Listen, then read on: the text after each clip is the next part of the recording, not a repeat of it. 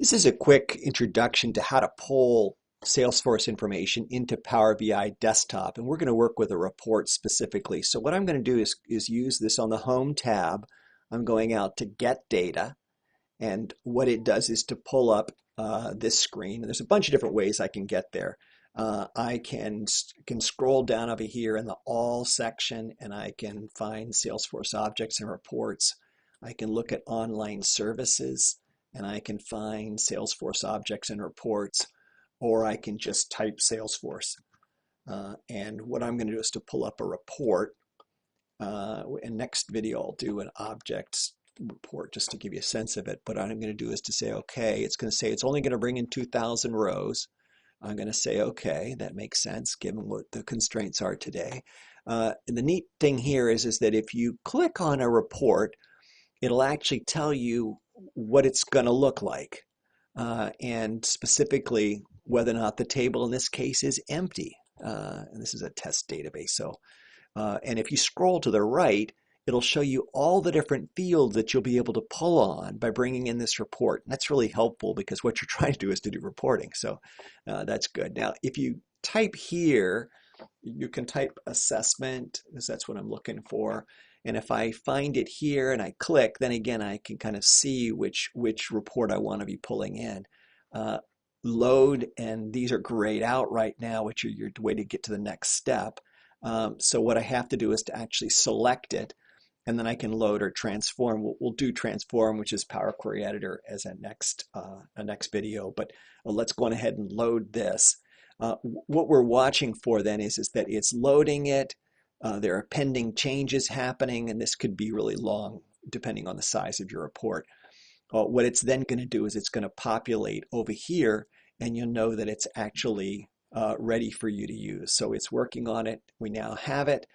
And if we float over it, it's going to tell us that when we brought it in, when the refresh happened, what the name of it is. This is an ECM assessment responses is the name of the report. And what that means is that if I float over a field within that report, you can see it's the ECM assessment responses, and the assessment ID, assessment number, is the first position. And the same is true. This is an assessment date, and this one is the case name. So these are the field names that we're pulling from. Now, to get stuff to happen over here with visualizations, what you do is you basically click. So I'm pulling in a table, and if I drag it, I can drag it left, right, down, move it around wherever I want to. And what I'm going to do then is, because this is highlighted, I can click here and it automatically drops it in, and we just keep going and we drop things in. Now, if I click over here, you'll notice that I'm no longer active because I haven't told it where I want to put anything. So I'm going to click back in here. Also, if I click here, I can there's other things I can do, including remove. So if you don't like what you've got, you can highlight it and remove it that way. And so what I've got is up to case name, and I'm going to drag it out and make sure that we get plenty to view here. And let me see if I can get this to work.